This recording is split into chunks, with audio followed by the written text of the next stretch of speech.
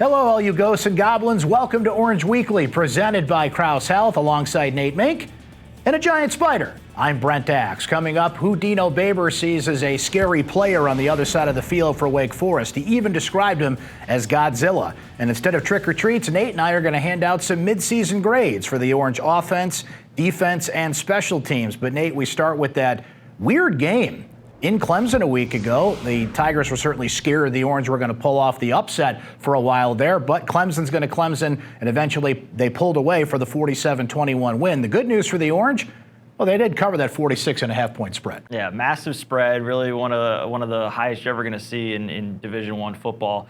And Syracuse, Brent, I think, to be in a 6-point game in the final 2 minutes of the third quarter is just an outstanding effort. I thought complimentary football was there.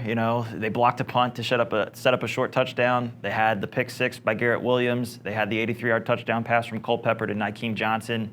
They played okay in all three phases, but at the end of the day, like you said, Clemson is going to do what Clemson wants to do when you have the kind of firepower that they have. Hey, when Dabo Swinney's at his press conference answering questions, basically saying, wait, did we win this game today? Did we win by 26 points? He got peppered by that local media. Shows you the high standard that's set there for Clemson. Well, Syracuse gets Wake Forest at the Dome this Saturday, Nate. We're going to preview that game coming up, but that marks the midway point of the season. 6 down, 5 to go in this 11-game season for the Orange.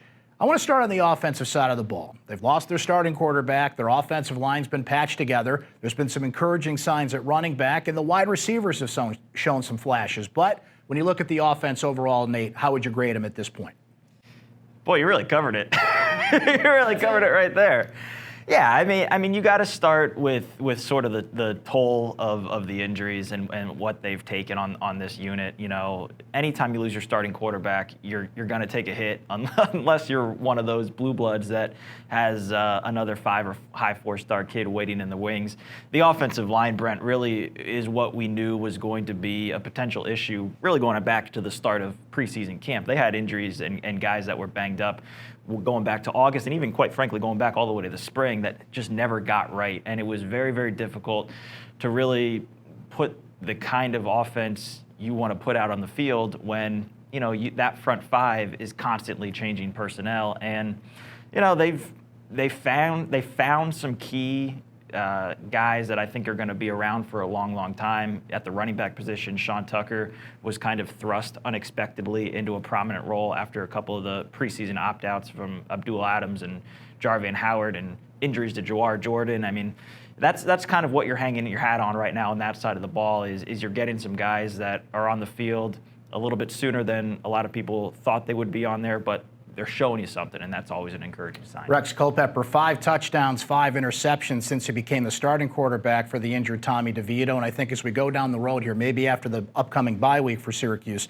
we'll see young guns, Jacobian Morgan and Dylan Markowitz in at quarterback. On the defensive side of the ball, Nate, 17 takeaways. That leads the country right now, plus 17, but they're 86th overall defensively. And what it comes down to is Tony White continues to install his 3-3-5 defense. They can't stop the run, and they've got to tackle better. Totally new system, so all the opponents are seeing this thing for the first time, and they have to adjust to what Syracuse is trying to accomplish. I thought early in the season, particularly Pitt and North Carolina, were very befuddled by it. As more tape has started to accrue, other opponents have started to pick up on, all right, where should we be attacking Syracuse? And again, I go back to injuries, that back seven, that back secondary. At the start of the season, I think everyone that was looking at Syracuse thought their secondary was going to be one of the tops in the conference. You had Andre Sisco, who clearly is off to the NFL now. You had Fatu Melifano. You had Trill Williams. Fatu's the only guy left right now. Eric Coley's out. Trill's been banged up. Sisco's obviously got the injury and is off to the NFL. So, the fact that they're able to still maintain the turnover pace that they have set really speaks to, I think, the creativity of the offense and just the playmakers that they have, particularly at the linebacker position in the secondary. I think the key for them moving forward is going to be continuing to play well up front. We saw that a little bit last week at Clemson. McKinley Williams had, I thought, his best game of the season by far.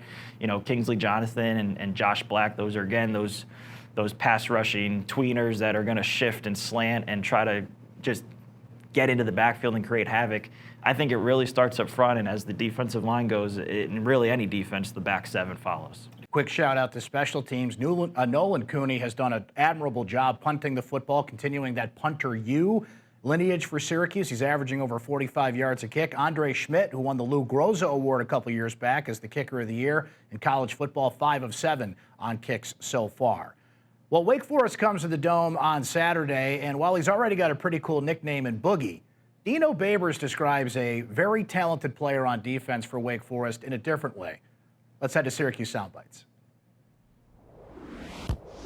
They're good. I mean, like I said, this guy may be the best defensive player we've played all year, and you're going to be like, oh, you're saying, no, he's better. This guy is good. And he's freaky. And like I said, he had to have an opportunity to come out early, which again just shows me once again guys making decisions on whether they want to come out early and get drafted in low rounds or stay to get the money you deserve by getting drafted in higher rounds. Well, he stayed around, and now he's going to get an opportunity to make a lot of money. I mean, when you turn on the tape, he literally stands out. I wish you could be at the game, because when he comes off, it's one of those deals like, okay, that's a dinosaur, who's Godzilla? Okay, I mean, this does not look like, that's the king of the lizards right there. This guy is unbelievable. And I mean, it'll be interesting looking at him, but I'm glad that this is the last time we're gonna play him. He is really, really something, and you should see him run. He's that thing I was just talking about to Nate, where I said there's overachievers in the NFL, and then there's freaky people that God said, I'm gonna make you a football player. And Carlos is one of them. Nate, in sports, we like to say things like, this is a team you don't want to play right now. But I think that's how you describe Wake Forest. This team has woke up after a 2-game losing streak to start the season. They've won 3 in a row. There was a suspended game in there as well against Notre Dame. They're running the football well. And on defense, not only do they have that player that Dino Babers was just talking about, how about Nick Anderson going out there and earning a scholarship with this game against Virginia Tech? 3 interceptions and 11 tackles. Not bad. One of the best stories, not only in the ACC, but in college football through the first couple months in the season. You know, it's interesting. You say Wake's playing well, and I don't disagree. You know, they just came off a really big win against Virginia Tech. But maybe this is where Syracuse might want them, where Wake is feeling really, really good about themselves, sticking their chest out a little bit further. And then they're coming up to Syracuse for kind of a sleepy noon kickoff against the 1-5 team that, yeah, played well against Clemson, but at the end of the day still has a rash of injuries and has a myriad issues to sort through. You know, I think I like Syracuse's chances in this game, and I'll tell you why. Wake has struggled to stop the run this year, and that is so important to Syracuse getting the sort of consistency that they relish on the offensive side of the ball. Now, Sean Tucker's status obviously is up in the air, but boy, I mean, if they can just get balance offensively to just loosen up that defense a little bit. You know, they still have Nykeem Johnson. It seems like they might get Taj back this week. You know, they have some weapons. Anthony Quealy's emerging on the outside as well. They have weapons to score, but they're going to have to score into the 30s to beat Wake, because Wake loves to run. They love to run tempo, and Dave Clawson's a really, really good offensive coach. I don't see this being a 24-21 type of game. Syracuse, I think, is going to have to elevate their score into the 30s to win. What is your prediction? I do think Syracuse will win. You know, for all the reasons I laid out, I do think they do find a way to run the ball effectively enough to be able to score against Wake. That said, you know, a lot of it is going to be incumbent on that defense as well. You know, they have to play and give the kind of effort they did in stopping the run last week, this week, because Wake and Clawson, that is their forte. They will try to run the ball and go tempo, and that's really what I thought keyed Syracuse's success last week. They got off to a really good start in last year's game, and then Wake totally flipped their game plan in the second half and started throwing the ball every down with Sam Hartman. So they can adjust and improvise, but you know, again, Syracuse, they can play. You know, and last week I think showed a lot of people that they can play, and really, they got to win again, right?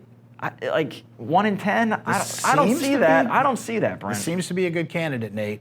I'll tell you what, when I was a kid and I would take that pumpkin around and go trick-or-treating, once in a while you'd come to a house and they'd give you Burger King coupons or pennies or that candy nobody likes.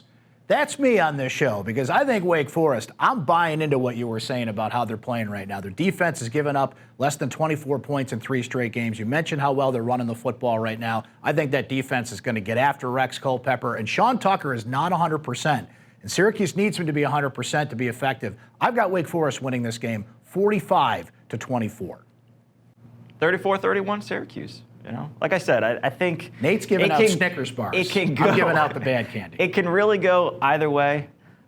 Wake certainly has the offensive acuity to score in bunches. You know, they put up 60 on them a few years ago in the Dome. Very, very similar situation, by the way. Syracuse, that team in 2017, by the end of the year, was totally depleted. So can this game get away from Syracuse? Yeah, it can. But again, you know, I do think the guys found something a little bit last week that is going to be encouraging, but you know they got to bring it because Wake, you know, they're looking at their schedule and thinking, hey, you know, this is a game that we got to handle our business in too. Trick, treat. Thanks for watching our Halloween edition of Orange Weekly. Stay safe out there this weekend. Thanks to Krause Health. We'll talk to you next time.